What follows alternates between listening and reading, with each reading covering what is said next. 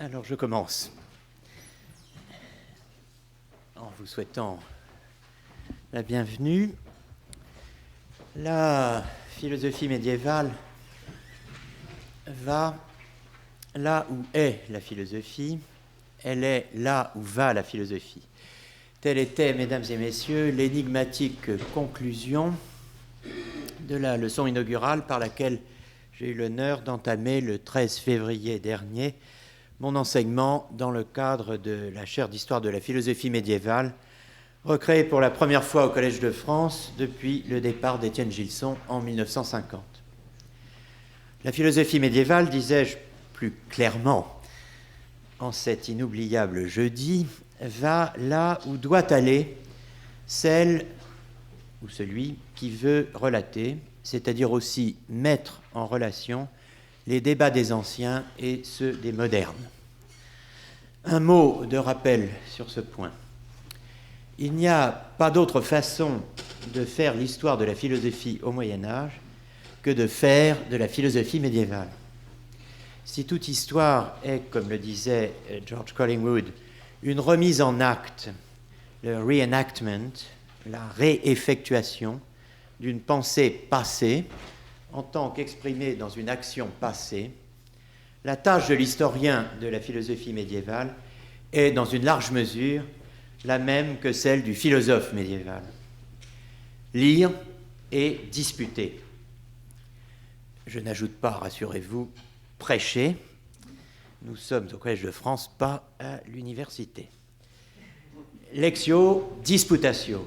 Les actes, deux actes en tout cas, sont les mêmes aujourd'hui comme hier. Alors agissons, autrement dit, passons à la parole. Longtemps considérée comme une fracture importune et bien longue à réduire, une interminable parenthèse entre Aristote et Descartes, le Moyen-Âge a depuis quelques décennies retrouvé toutes ses couleurs. Il revit sous nos yeux grâce aux travaux de jeunes générations de médiévistes qui font pour l'histoire de la philosophie ce que les travaux des historiens rassemblés en 1974 par Jacques Le Goff et Pierre Nora dans les 3 volumes intitulés « Faire de l'histoire » avaient su magistralement, je pourrais dire exemplairement, offrir à un large public, dont j'étais, alors jeune professeur de philosophie à Quimper-Corentin, Basse-Bretagne. La rencontre, à l'enseigne d'une histoire alors justement dite nouvelle, de 3 nouveautés. Personne n'a oublié le titre des 3 volumes, Nouveaux problèmes, nouvelles approches, nouveaux objets.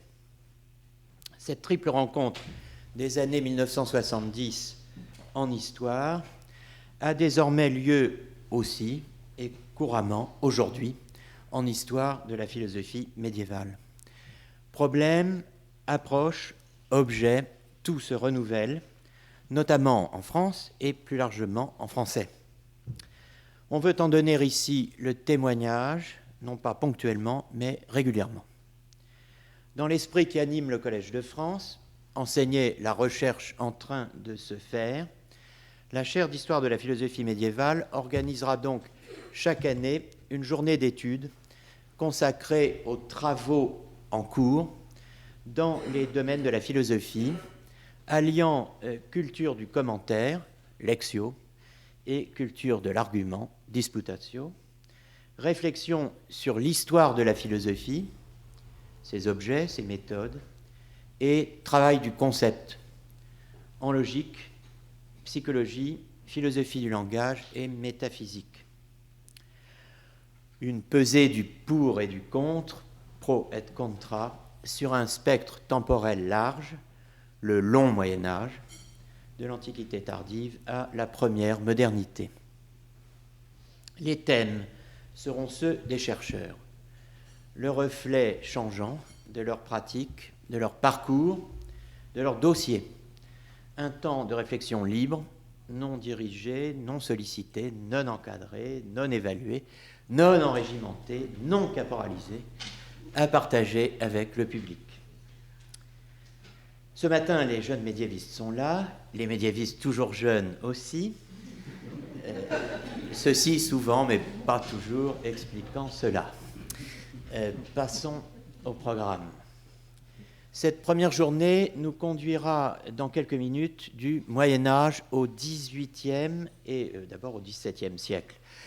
En Angleterre avec Locke, en Allemagne avec Kant, à moins que ce ne soit l'inverse. Je le disais, il faut suivre la philosophie médiévale là où elle va, mais il faut aussi suivre les modernes là d'où ils viennent. Et si l'on en est capable, et d'abord désireux, regarder les uns et les autres, les anciens et les modernes, se croiser. On parlait de psychologie, de commentaires et d'arguments. On écoutera Averroès, le commentateur questionnant, comme on ne l'a jamais entendu. On cherche une chute nouvelle, un troisième pied au fameux questionnaire « Que puis-je savoir? Que dois-je faire ?» Ayant abandonné l'espoir, et avant de se demander « Qu'est-ce que l'homme ?», ce que l'on n'a peut-être plus vraiment envie de savoir, reste cette instance abrasive, urgente et salubre que m'est-il permis d'ignorer.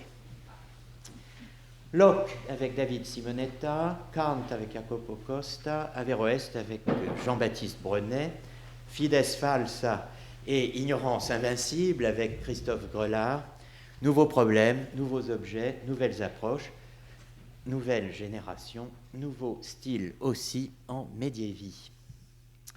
L'après-midi franco-italo-helvétique sera consacré à l'un des textes les plus remarquables du Moyen-Âge, le De Signis, des signes, tombé en 1267 de la plume inspirée du plus irascible des théologiens et philosophes médiévaux, le franciscain Roger Bacon, qui regrettera toujours, là où il est à présent, de n'être point, contrairement à certains Guillaume, né à Baskerville.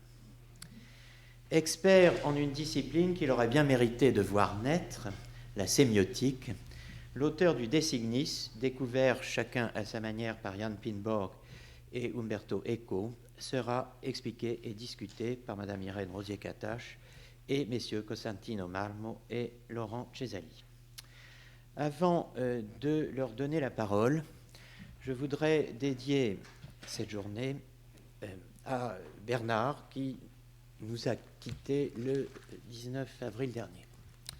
Je voudrais aussi, et ce m'est un plus agréable devoir, remercier celles et ceux qui ont rendu possible notre rencontre, tout particulièrement Mme Sophie Grand-Cyr-Rodriguez du Collège de France et M.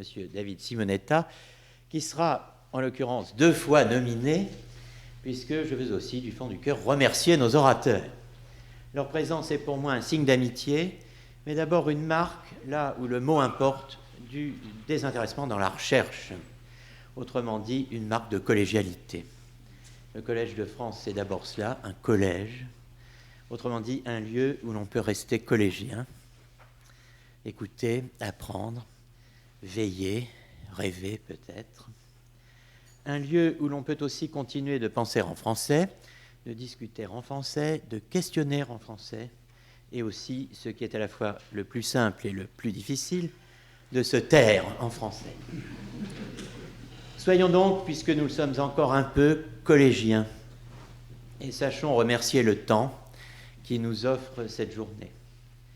Le temps néanmoins passe, et nous voilà déjà plus vieux, plus impatients aussi par la même.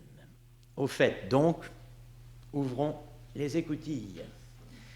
Un dernier mot toutefois, un mot d'ordre destiné au public, pour garantir à chaque intervenant un temps de parole équivalent. Celui des questions sera fixé, pour ainsi dire, collectivement en fin de séance, matin et après-midi. Retenez, je vous prie, mesdames et messieurs, ce point. Cela dit, je déclare cette première journée d'études de philosophie médiévale au Collège de France ouverte, et je donne pour commencer la parole à M. Jacopo Costa, philosophe et philologue, chargé de recherche au CNRS, membre du Centre supérieur de civilisation médiévale de Poitiers, spécialiste de philosophie morale, tout particulièrement médiévale, des commentaires des XIIIe et XIVe siècles sur l'éthique à Nicomaque d'Aristote et féru aussi de l'histoire des universités médiévales. Monsieur Costa.